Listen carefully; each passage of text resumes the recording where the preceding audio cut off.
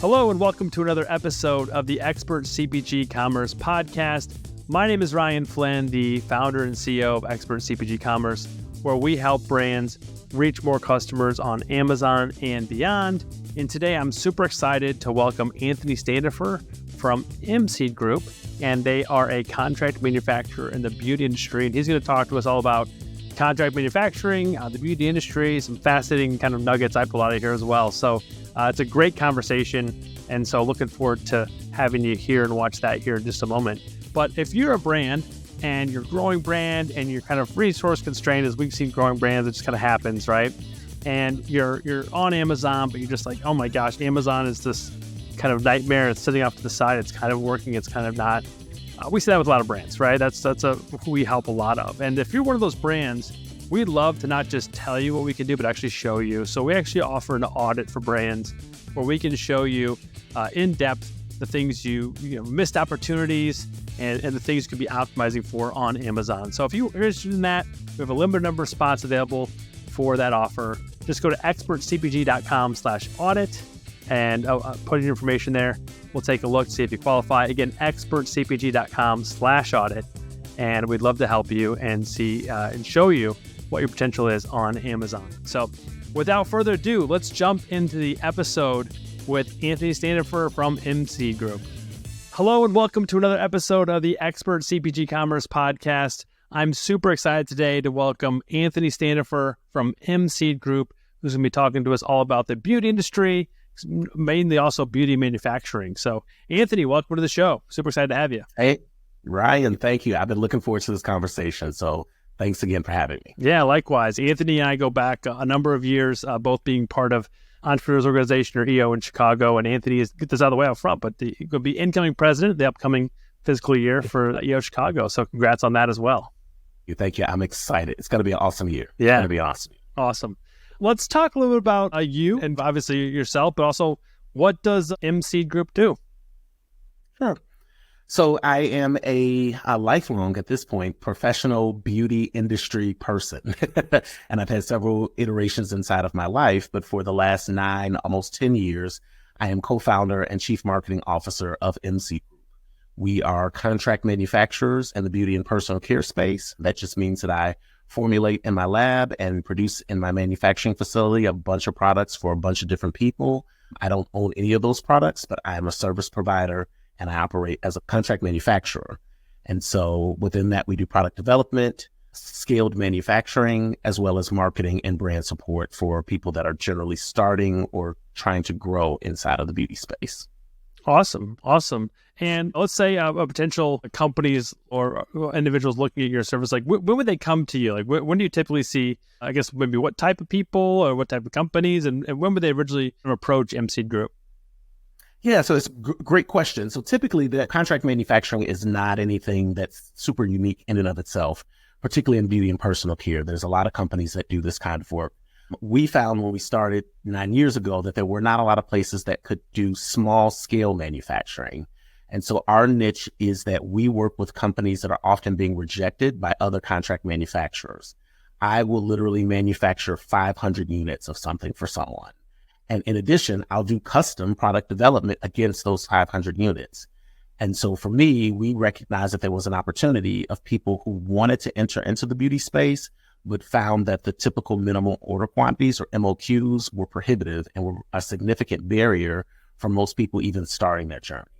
So I get customers that come to me when they're in the ideation phase and they're saying, hey, I got this amazing idea. I really want to do this facial product or the skincare brand, but I don't have a ton of money. I'm resource constrained. Who can help me? mSeed Group is the place that can help those types of folks. Because again, I'll make something as small as 500 units. But then on the flip side, as your business grows and scales, I'm also happy to make 50,000 units of that same something for you, and find that the economies of scale and the entry point at small batch manufacturing is something that is tremendously needed in today's entrepreneurial environment, particularly here in the US, but really around the world. People are launching brands on the highest levels and the highest numbers, I think, in our history right now because of a lot of economic factors that are happening in the world and just people's desires to see what entrepreneurship looks and feels like for them. Yeah, I think it's a great niche you guys fill, because I think a lot of people think I need to have the MOQs. You said minimum order quantities, right? That's the industry term. MOQs can be so high, or they seem like they're so high to some products. And some people are like, oh, I want to start with that many. I want to start with thousands, right? I want to be that high. But no, you really want to test out. Ideas are cheap. Execution is everything. That's a common kind of business mantra. And so it's great that you guys can take that idea from even just a 500 unit run and improve it, because you don't want to produce 10,000 units and not have the product market fit. Yeah, so that's a great niche you guys are feeling. So like, what do your typical customers look like? Are they people that already maybe have, again, you said maybe some people just have an idea. Do some already have a product? Maybe I know a lot of beauty products maybe started in the home. Is that where you're seeing some of these people as well? Yeah, so I get a mixture of both. I get people from all walks of life. It's what makes my job super, super fascinating. When I came into the industry, or at least into this part of the industry 9 years ago, I thought, oh, I'm going to be dealing with a lot of professionals, a lot of hairstylists, people in the beauty space, estheticians and the like, and that has been far from the truth. I do get some of those people, but I get healthcare administrators, I get teachers, I get engineers. For a while, it was like every engineer wanted to launch a beauty brand. I was like, where is this happening? And so people come to us literally when they have ideas and they're saying, hey, I've got this amazing concept because I'm trying to solve a problem that I have or something that's resonant with my children.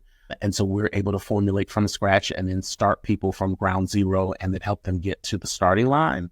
But then I also get people who are selling their own products. And what social media has done is democratize access to consumers. And so there's a ton of folks that are selling beauty brands that are DIYers, meaning that they do it themselves inside of their homes or inside of some commercial space. And so at 1 o'clock in the morning, people are up batching body butters and trying to use this as a side hustle to explore what it looks like to be an entrepreneur in the beauty space. And so people then come to mSeed Group and to places like me because they go, hey, I'm tired of doing this myself inside of my own home, and I'd like to be able to scale to accommodate demand.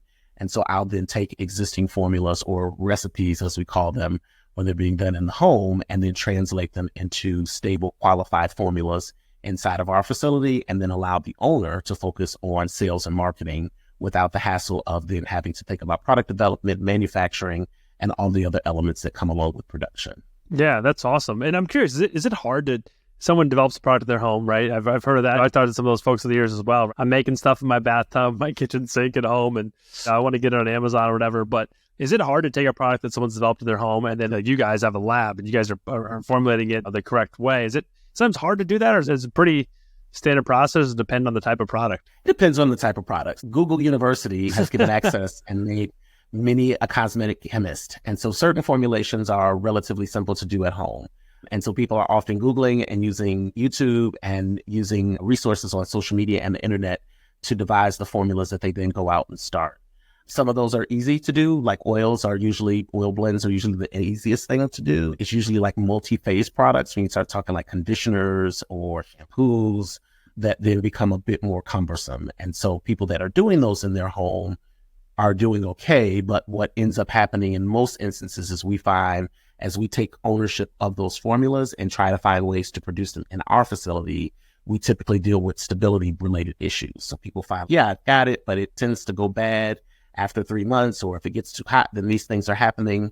And so we do a lot of work with preservative systems and just making sure that products are stable so that they have longer shelf lives, and so that you can make a batch today and 6 months later sell that same batch and have it have the same performance levels that it did on day one. So we do spend a bit of time, particularly with people that are making their own formulas, just making product enhancements and really working on stability, and the stability coming through generally preservative systems that are added to the formula. Yeah, that's great. I mean, even think about, you're right, the shelf stability and the shelf life of these products. That's something I didn't even think of when we started talking about this. And that's a whole nother ballgame, right? It's one thing, your D2C, right? Which we'll get into that and talk about the brand starting there, especially if you're getting into more retail, whether it's maybe more boutique or independent or bigger retail in the beauty industry. Like, they want to make sure it's shelf stable and it's gonna last a while. They want it to sell through, but they want to make sure it's not going to also go bad in the first 30 days and sit on the shelf, right? 1,000%. So when you're selling made to order and selling directly from your kitchen into somebody's hands, not a lot of issues. But the moment you say, hey, I'm going into retail, and that thing sits on a shelf for 2, 3, 4 months, it still has to have first day performance and first day freshness and performance capabilities. And that can only happen through stabilization and making sure that your formula is durable enough to operate in those environments. Yeah. And I feel like those are the things that we all, as entrepreneurs, I know I'm guilty of, you forget about those little details, right? You're so focused on the big vision and you're just like, oh man. I'm super encouraging to folks that are DIYers. Do what you got to do to get in the market and validate that your idea is a good thing. The thing that I tell every entrepreneur, particularly coming into our environment, is like the product development and manufacturing is not difficult. That's my challenge to deal with, not yours. The hardest part of owning a business is convincing somebody to open their wallet and give you $22, $37, $67 for your 2 or 3 step system and convincing them to come back again and again for that. That is truly the hard part. The development and manufacturing is not difficult. So let the hard part be the hard part and we'll focus on product development and making sure you've got a great formula and that you're able to have a product that you're able to then have produced so that you can truly focus where your energies, where they really matter. I love that. You're right. These are all solvable problems. The manufacturing, the stuff you guys do, it's the marketing and the putting in people's hands and getting to buy it's the hard part. So explain to me a little bit about, because I think you made this distinction with me and it's really important. I think people jumble these words up quite a bit, but it's really that you guys are a contract manufacturer. Some people think private label manufacturer. They get those two confused. Can you just explain real quick for the audience like, the difference between, and obviously it applies to your company, but also it applies really to anybody that's getting anything made. Yeah. So it's an easy thing, and they do get interchanged quite a bit. So I'm a contract manufacturer, which essentially means that I am formulating products from scratch for 100% of my customers. I do have some base formulations that can be tweaked and customized to a certain degree. So I may have a base conditioner. I'll add your key ingredients. I'll give you a custom fragrance, and then you'll be able to develop an entire story around that. But most of our customers actually start from the ground up. Tell me what you like. Like, you like the performance of this product. I want the shine that this product delivers me, but I want the consistency of this product. I want the fragrance of that. And so we literally are building products from the ground up and then manufacturing those products on behalf of our customers. And so that is what classifies us as contract manufacturers. Private label manufacturers, which are adjacent, they are still manufacturers, but they typically have stock formulas that are ready-made and don't offer a high degree of customization. And you can find beauty manufacturers that have private label companies, like Color Cosmetics is the most common. If you're interested in having a makeup line or Color Cosmetics line, there are a ton of customers or companies that are out there that have pre-formulated products. You essentially are taking their packaging, adding your own custom label, but you're not going in to tweak the foundation or to make alterations to the foundation. Like, those things are not happening because they're ready-made private label manufacturers. And so the formulas have already been provided, and you are literally just taking those products and then customizing it with your labels and your marketing spend to go to market. Yeah, that's okay. Great. That's an awesome explanation. That should be like in the Google snippet of like the difference between a private label and a contract manufacturer. What do people, if they come to you, they have a product, whether they're something they have an idea for, or maybe they already have a base they've been working with, they're doing DIYing it. What's the time frame of you guys developing and producing a product? Okay, I talked to you today, Anthony. When am I going to have that product, the finished goods in my hand? Great question. So it is the awareness point that 100% of my customers, or leads that then become customers, have when they come in. As a contract manufacturer, we are doing custom product development. Again, I don't have a vat of gel sitting in the back that I'm just going to pump into a jar and send out to you with your label. It is 6 to 9 months from the time you come in and make your down payment to the time I'm shipping out product to you. And the reason is that most of this is customization from a formulation perspective. I tell people, if you're going to spend the money to do a custom formula, make sure it's a formula that works for you and works for your target audience. And so we could literally spend 3 to 4 months just doing product development work. So I send you an initial formula. You go, oh, this was nice, but it's not thick enough. The fragrance is a little, but I love the shine. I love the curl definition, or I love the performance of these things. And so we literally go back and forth from an R&D perspective, multiple rounds with most customers to ensure that we've got a formula that you feel confident marketing and selling as the brand owner. And so that process is a process, and it is not a ready-made process. There is trial and error on my side, my chemist and the team that does formulation work for me, while trying to make a tweak or an alteration to a formula and feedback that you've given, may have to do 3, 4, 5 rounds to find and really nail the direction that you've given before ever presenting it to you as a potential customer. And then you have every right to then beat that thing against a wall and say, yes, this is 80% there, but I'm really looking to get to 95%. Can you go back and do more? And so as formulators, it's our job to then develop those types of formulas that are accessible. So the first time orders are 6 to 9 months. There is no rushing that. Every time we try to take a shortcut, it shows up in some format. And so I believe you rush it and you pay the consequences for it on the back end when customers then give you the kind of feedback that says, oh, this is not what I thought it was. And we go, we were rushing. So let's not rush the next time. And so for that reason, give yourself 6 to 9 months. But in that time, there's a ton of work that brands and entrepreneurs can do to start a base. Again, the hard part is convincing somebody to buy your product. And that requires you to go out and establish a relationship with people, determine how you're going to generate leads, how you're going to nurture leads, how do you communicate to them. All of that can happen before you ever have a product. And so give yourself the ability as an entrepreneur to go through that process and understand, what does digital marketing look like? What does social media, and how do you communicate with people in ways that are engaging? Don't wait until you got 5,000 units sitting in your warehouse or in your garage to then start learning that process. Do it while you're in the development phase is what I coach and advise clients on as they're in our environment. Yeah, I love that. And I think what's unique about you guys at the mSeed Group is that you'll help brands not only with the formulation and the production, obviously, of the items, it's also you're going to offer some of that marketing support and or work with those companies that maybe are more resource strained and really bootstrapping it. Can you talk a little bit about that? Like, how does that work when someone says, hey, I've only got X to invest in this? Like, how far? Because obviously it's easy for, I'm not saying you obviously, but like I've heard about it before of other manufacturers and people that say just take the money and they don't care whether the product works or not. They just want to get that order run and know that person won't be back. But you guys are kind of unique that you offer some of that support. So talk to me a little bit about that when someone's maybe resource strained or has an X number of dollars to start with. How do you make that work? Yeah, so it's simple. Again, our ethos has been to support small, starting, budding entrepreneurs that oftentimes have had a gate put in front of them that they cannot financially jump over. And so if you don't have $35,000 to start your adventure, then you go, I just can't do this because I don't have $35,000 to just focus on product alone, let alone the marketing piece. So I tell people to be realistic about what your starting budget is. And if you say, listen, I've got $750, that I go, you may not want to start right now because $750 is not going to take you very far from a realistic development, buy product, and then support product perspective. You may decide now it's a DIY situation where you're then taking your $750, making your own products using Google University to then go out and take your weekends and do fairs and in-person events where you can hand-to-hand sell product in order to grow and establish your base. So $750 doesn't say no, it just says that your starting point is different. If you have potentially more accessible dollars to really focus on things, then I say, great. If you can take the $3,000 to $5,000 outside of the product itself, then you can really make some really smart, gritty moves to establish a base of people that have a desire for your products and get them into a rotation. The biggest question becomes, and the thing that we advise customers on, is where do you spend it?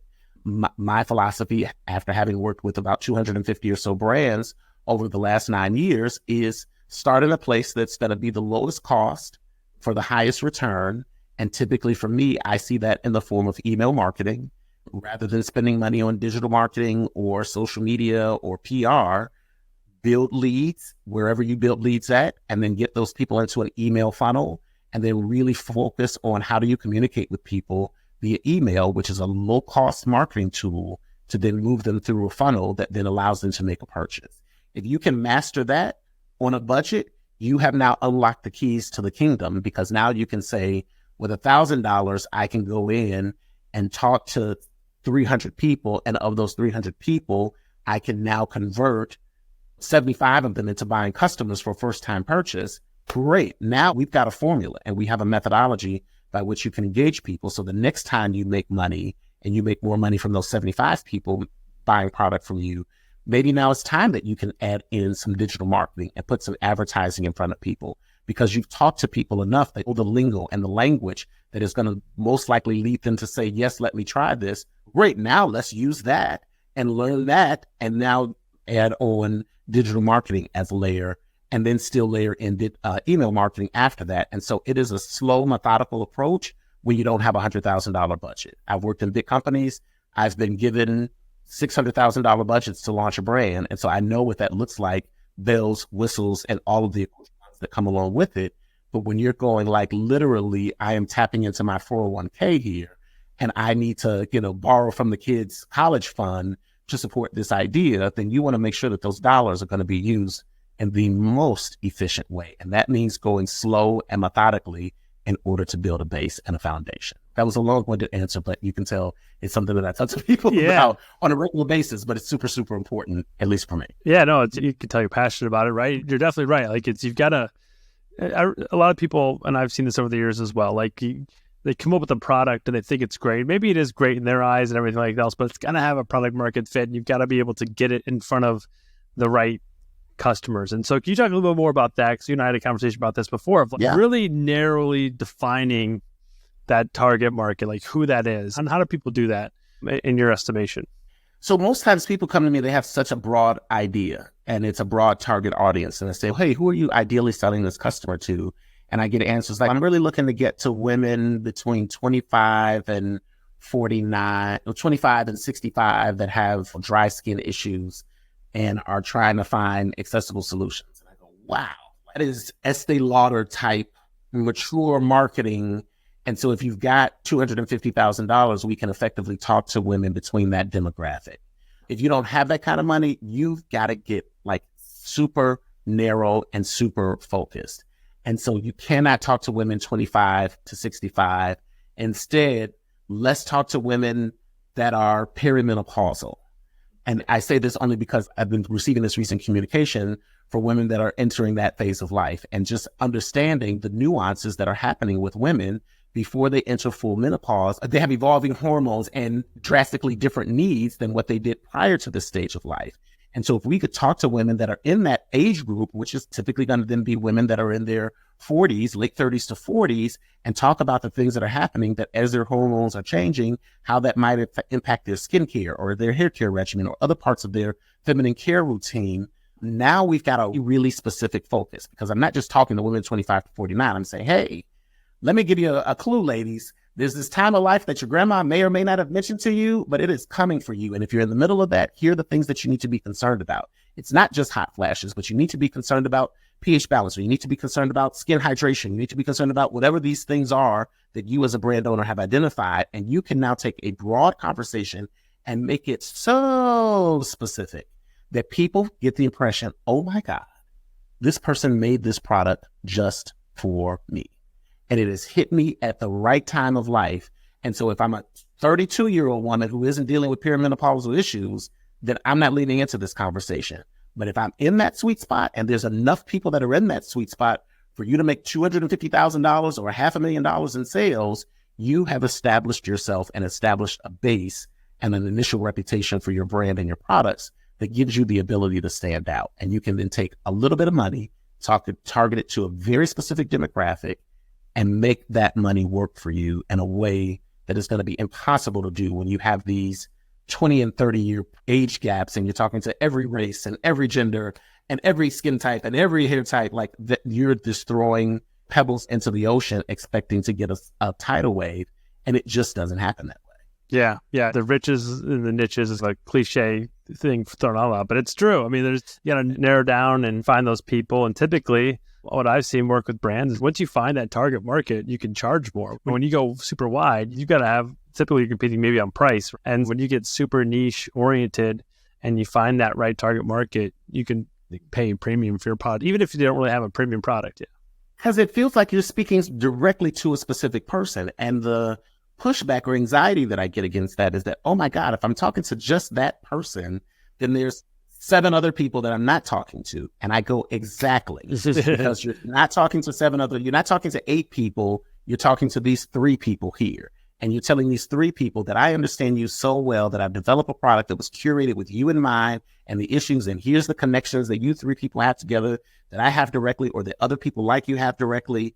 And now we can talk premium pricing, because now it's not about what's on sale at the local retail store. It's, wow, this person has customized this with me in mind, I'm absolutely willing to pay a premium cost because it's not this general generic solution that's being offered, but it almost feels like something that's bespoke or customized to the specific customer that you're trying to reach out to. Yeah, no, that's great. And I think another thing that goes, it's a great segue to go right into this is, I think when brands start a lot, they think, oh, I want to get this product. If you're thinking about beauty, and I could be wrong here, like, I want to be the beauty counter at Macy's, or I want to be an Ulta. And they're like, that's what they're thinking at. And talk a little bit about starting with D2C and using that as the foundation to really, and you touched on a little bit earlier and talking about the target market and email marketing, but use that as the foundation to get your brand right a little bit. Yeah. So I'll anchor this in 14 years of my career. I've been in the beauty space for 24, almost 25 years at this point. You look that old, Anthony. I can't believe that. Hey, I literally, my second job out of undergrad, I stumbled upon a position in a beauty company. Wow. And so I was 22, 23 at the time. And I was like, oh my God, this is amazing. I get to work in the beauty industry, and this is the glamour, the glitz, and the that comes with it. But behind that is that it's a solid consumer packaged goods business. And so within that, I have sold to every major retailer in the United States. And that's not a brag or flex. It's like about 8 years of my life was inside of Revlon and different divisions of Revlon. And part of my job was launching products, managing brands, and selling to everything from Walmart, Target, Ulta, to Piggly Wiggly grocery stores. And so this is the life that I've lived inside of corporate America. And what I know to be 100% true is that doing business inside of retail is extremely expensive. And retailers are not in business to give opportunities to new brands. Retailers are in business to sell product profitably to the customers that come in and out of that door. And the retail math is extremely difficult to master when you're a small brand. Even inside of big companies, so I work at Revlon, we spend exhaustive amounts of money and try to find ways to maximize efficiencies inside of big retailers, because the expectation was, you're Revlon, you can afford to pay this extra costs and these extra expenses. And so we would have to fight really difficult. Having had 9 years now with smaller brands and still managing that process, it is the kiss of death. And so we say, yes, we want to be in Target, but then Target says, I'm going to try you out and I'm going to put you in 93 doors amongst the several thousand doors. I forget their store count off the top of my head. And they don't just say, I'm going to put you in 93 doors that are all centrally located where you live. They say, I'm going to put one in Spokane, Washington. I'm going to put one down in Tallahassee, Florida. I'll put two in New York. I'm put one in Michigan. And so they get spread out everywhere. And you as the brand owner are responsible for making sure that your product sells on 93 doors with limited dollars. And so you can't even do national advertising to say, please go buy my product. I got my first entry into Target. I'm so excited. It is now, how do I get millions of people, hundreds of thousands of people to go into 93 stores and 93 locations efficiently? And not spend all of my money talking to people in the center of the country where the stores don't carry the products, but to go to these disparate places. It is the reason that I say the only time that is effective is when you have a built-in existing base of loyal, excited customers. Because if you've been used to selling directly to consumers and from a D2C perspective, and people have gotten accustomed to ordering online and receiving it in the normal process that e-commerce sales go, the moment you offer up that, yes, we have retail distribution now, people instantly go, great, the convenience factor is now here. On my normal Target run, I can go into the store and start looking for these products. But you're not going to convince a new person to go in looking for your product. Like, the cost to do that is so expensive, and you don't have that kind of money or time. And so build your base is what I tell to every entrepreneur that's coming into the beauty space or any consumer product goods space. Build your base selling directly to customers. It's cumbersome. It's clunky. We're all trying to figure out the digital advertising and the lowest cost to spend and all of the things that are going on. But it is the absolute necessity for you to build a loyal base. And loyal means that you're making six figures or a good seven figures selling directly to consumers before you ever decide to go into one of the major retailers. Now, if you find an independent retailer someplace, it's like, yeah, I'm in your town, I got 4 stores, I'm happy to take your products, great, go learn there. But the moment you say, I want to go to a big box retailer, be prepared to deal with big box retailer rules. And those rules are designed for their profitability, not for your brand convenience and not for your brand budget. You're right. All brands, and we see it in food, beverage a lot too, in the grocery stores, they expect you to drive the traffic to the stores, and then you want to get people there to buy it. but then also they want to see a certain sell-through rate. Like that's taking finite space on their shelf, their spot, and it's got to move for them as well. So that's a great add there. And the reality is, and I tell everyone, the retailers are not brand loyal. Like they don't love one brand over another. They want to sell product. And if your product is selling, they really don't care. They will sell your products. They'll sell Procter & Gamble. They'll sell Unilever. They'll sell Estee Lauder. They'll sell this indie brand. It doesn't really matter to them because retailers are in the business of moving units off the shelf. And the first day you go on shelf, you are now being compared from a financial perspective against every other product that sits in that section. And it doesn't matter if that's a new indie brand or if it's Unilever, you're being benchmarked against them. And if you can't demonstrate movement off the shelf, then you don't have a long-term future there. So day one comes and you're super excited. I got this distribution. But by the time you get to day 90 and 120, if you're not making like a significant input in terms of how much product is moving, the retailer has literally at 120 days said, this is probably not something that's not going to work. They'll give you the full year, but they've made a decision like you're probably not going to have long-term success in this. And it behooves you to build a base of loyal customers in the way that's most convenient. And the way that's most convenient is through direct-to-consumer sales. Yeah, again, that's great. Super wise, sage advice for anybody building a brand. That's awesome. Talk to us a little bit about, I know we were talking earlier, some changes that are coming up or happening in your industry, the beauty industry in particular. And I think the acronym is MOCRA. Is that right? Is that did I get that right? Tell us a little about you got MOCRA. It right. Yeah, what's that? And so I literally was just talking to somebody before this. So MOCRA is an acronym for the Modernization of Cosmetic Regulation Act. Who wants to say that? But essentially in 2022 and then implemented in 2023, the federal government decided that the beauty industry needed additional oversight because right now people are allowed to make products in their home, in their kitchens, and in their bathrooms, and then sell it directly to consumers because the Food and Drug Administration doesn't oversee most of what is sold. There are certain instances where the FDA, based on ingredients or claims that you're making, does have oversight, but for the vast majority, there is no governmental oversight, which is why it's so easy and convenient for people to launch beauty brands in the marketplace. So the federal government decided through whatever influence was given to them that, yes, we want to have oversight. And so Congress passed in 2022 and to the 2023 Congress to the FDA and charged them with go find ways to regulate this industry and add some structure to this industry. And it is not uncommon when you leave outside of the United States, even when you go to Canada, like you can't just launch a brand in Canada from your house and say, we're here. You go through a very official government process to register your business, register the products that you're selling. And the same happens for any place in Europe, Australia, and other parts of the world. The United States is the place of freedom and liberty. And so now MOCRA has come and said, yes, we are going to have oversight. And so we don't know when the legislations will start to take effect, but it is suspected that they will start somewhere around 2026.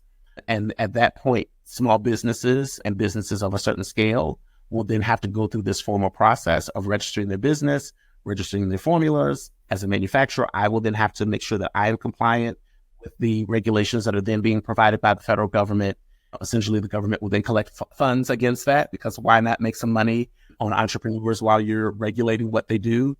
And so it's a great time now to launch a brand and launch a product because I'm sure there will have to be some sort of provision for people that are in the market that were launched and that had launched and can prove and demonstrate that they launched prior to the enforcement of these laws. But just know that those are things that are coming and that kind of oversight is coming down the pipeline because the FDA has already started to engage with various entities in the beauty space to figure out ways to structure regulation structure and how to provide oversight into something that they traditionally have not done. Yeah, that's fascinating. It's one of those things where it is scary that anybody can just make something that without any oversight that's going to put in your skin. Again, I want to have a t-shirt company. And so I can go print t-shirts, put whatever I want to on it and sell it directly to people. So the foundation of what we experience here in America is that entrepreneurship is the lifeblood of the country. And so people start businesses and launch every day. And so in certain areas we have for things that we consume and that we digest, the FDA has oversight because they're like, people are going to swallow this thing and digest it.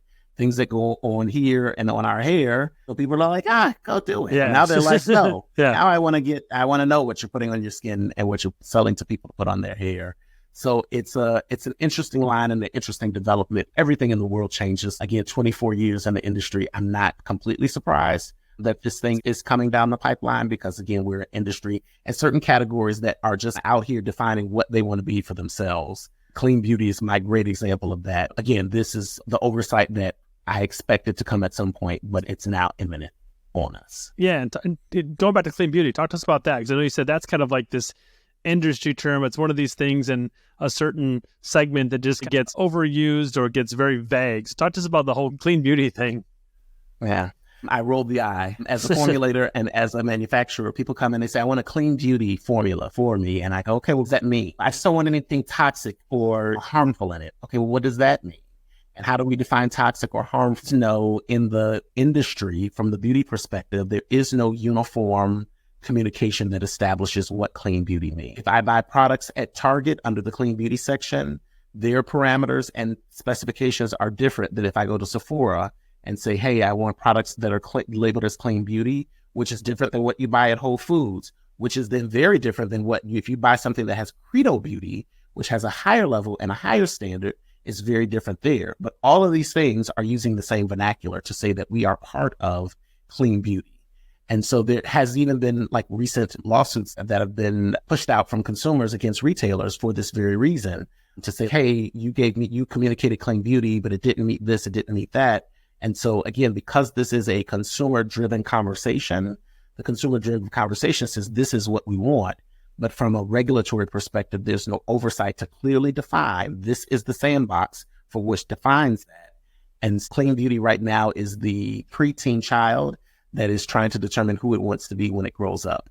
Because again, when you ask me to formulate a clean beauty product for you, then I have to now come back to you and say, what do you mean by that? And generally what I do now is I say, tell me what retailer you'd ideally like to sell in. Because then if you say, oh, well, I want to be able to sell in Ulta or I want to be able to sell at Whole Foods, great.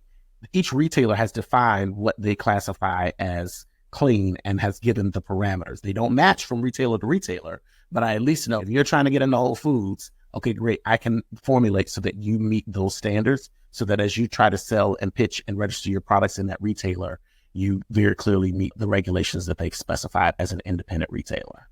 Yeah, no, I love that. It's like one of those things that you just got to navigate. And when I think you're talking to an industry expert like yourself that knows the industry super well, you can help a brand navigate that. It's like you said, what does non-toxic mean? You can help guide them in that way. So that's great. Yeah. Talk to us about one of the success stories maybe from mSeed Group that you're most proud of, or one that resonates with you and of a customer or brand that you helped out and helped blossom and grow. So again, I've been super passionate myself and my business partner, Erica, from the onset that we wanted to support underserved, under-resourced entrepreneurs. Many of those entrepreneurs have been women. Many of those have been Black and brown women. We don't get the type of funding that other entrepreneurs get. And so because we've had 250 or so entrepreneurs come through our doors and been able to support them at this point, it is giving me great pride. We have a standout customer, Monique and Melvin Rodriguez. Monique was a registered nurse when she came to us, and we met her like 2015, maybe 16. And she was selling products, e-commerce only. We then came in and reformulated some existing products, did new products, started to manufacture them, put together a marketing structure that allowed them what we were talking about earlier in terms of building a base. She was able to take this idea of curly textured hair for Black women and talk about hair growth and some interesting niche ways to talk about what hair growth looks like from a product perspective. And this company just skyrocketed. And so this is 2024 when we're recording this, but in 2023, they had an acquisition from Procter & Gamble that is undisclosed amount, but we do know that it was a great 9-figure partnership with them. And so that is like the unicorn of our industry. They are the fastest growing brand. That's incredible. In the hair care market. So yes, we've had the privilege and the honor of being able to be a part of that, but that's one in a million. There are others that have had other levels of success that I'm equally as proud of. And so I had a healthcare administrator who was in her mid-50s when she came to us, and we formulated body products for her. At the time that she would go out to these fairs to sell her products, she was a woman in her mid-50s and had this beautiful gray hair that was just and is amazing. And so people would say, oh my God, like, what are you using on your hair? These body butters are nice, but what are you using in your hair? What are you using in your hair? And one day she's talking to myself and my business partner. We're like, how many times are people going to have to ask you what you're using in your hair before you launch a hair care brand? She's like, can we do that? And we were like, we absolutely can do that. We are cosmetic chemists. Yeah. We can do that. And so we launched and formulated a 3-step system for her to maintain specifically gray hair, and for people that are embracing their gray hair without some of the typical challenges that you get from other products, which usually has like a purple cast or a green cast on the hair. And this woman then was able to go out into HSA and QVC. At a certain point, she called us and she's, listen, Anthony, I think I'm going to quit my job in a couple of months. And people are telling me that I'm crazy because I'm in my mid-50s. I should be getting ready for the sunset of life and retirement. And I'm going to quit this job and bet on myself. And it has been an amazing journey to watch her do that. We have other customers that come out, and the school teacher who is full-time with a kid or kids making solid 6 figures. So it wasn't like they're making millions of dollars, but they consistently year over year make 6 figures. They employ one person and a few part-time people, and it's a solid living. And it is now the supplement that then will provide for her retirement at some future state. And so for me, it's those people that really fall in that middle space that give me the most pride and joy, because people are truly living out the dream of entrepreneurship. And they do it because we were able to lower the barrier for them to be able to get onto the playing field to prove that they had what it takes in order to manage and grow a successful beauty brand. Yeah, I love that. It gives me like goosebumps hearing those stories every time of like those successes of, obviously everybody wants the big exit. And those are great, and we celebrate those. Those are great for sure. But man, to have somebody and even take the leap of entrepreneurship and have it quote unquote work, right? And have it and make a go of it. It's awesome. So I love seeing that as well. As we wrap up here, Anthony, to any resources you recommend for people, maybe especially in the beauty space that you follow, you recommend, and people to plug into outside of mSeed Group? Obviously, I'm sure you guys have some resources. I know you have a podcast, very active on social media. I love your stuff on social, but any other resources too outside of that? Yeah, there's a ton of stuff that's out there. So if you're interested in the beauty or personal care space from an industry perspective, one of the big resources, there's an annual conference called Cosmoprof.